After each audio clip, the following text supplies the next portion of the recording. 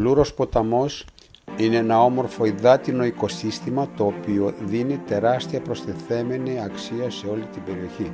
Μια μεγάλη ιστορία, μια ιστορία διαχρονική και όπως θα δούμε στη συνέχεια, ξεκινώντας από το αρχαίο ρωμαϊκό υδραγωγείο μέχρι και τη λίμνη Ζηρού, η περιοχή γίνεται συνώνυμη της φύσης και της ομορφιάς. Το ρωμαϊκό υδραγωγείο Νικόπολης είναι ένα θαυμαστό έργο αρχαίας τεχνολογίας. Το ρωμαϊκό υδραγωγείο ξεκινάει από το βόρειο άκρη της κοιλάδας του Λούρου, κοντά στο χωριό Άγιος Γεώργιος, βόρεια της Φιλιππιάδας. Κατασκευάστηκε μετά την ίδρυση της Νικόπολης από τον Οκταβιανό Αύγουστο για να εξασφαλίζει την υδροδότηση της νέας πόλης. Ο αγωγός του υδραγωγείου μήκους 50 χιλιόμετρων μετέφερε πόσιμο νερό από τις πηγές Λούρου στην Νικόπολη. Οι Ρωμαίοι αρχιτέκτονες, για να αντιμετωπίσουν την υψομετρική διαφορά περίπου 80 μέτρα που υπάρχει ανάμεσα στις πηγές του ποταμού και την Νικόπολη, κατασκεύασαν τον αγωγό με κλίση προς τη θάλασσα.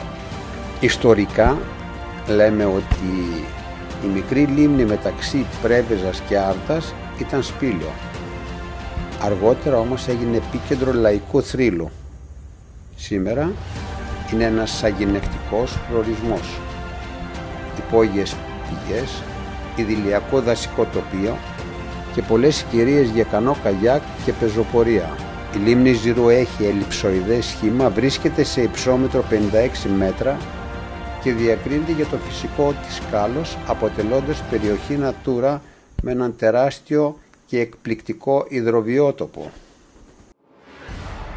Ο Αχαίροντας είναι ο ποταμός της Υπήρου που διασχίζει τρεις νομούς: Πρεβέζης, Θεσπρωτείας και Ιωαννίνων.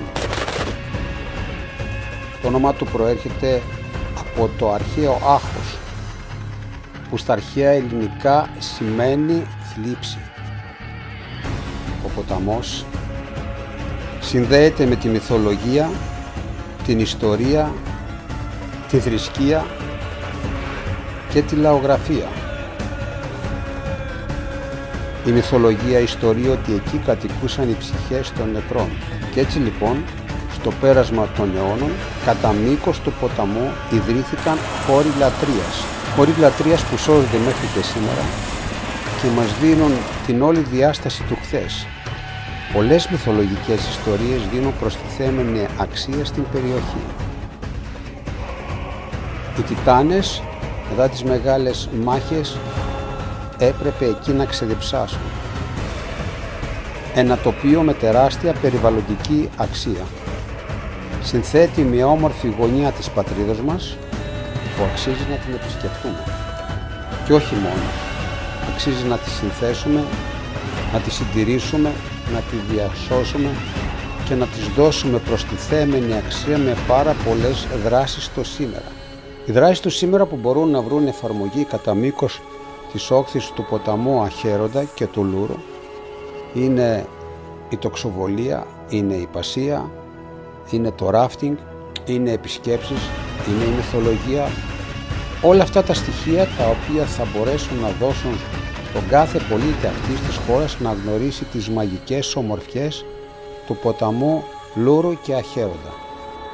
Ένα κομμάτι ελληνικής γης πανέμορφο.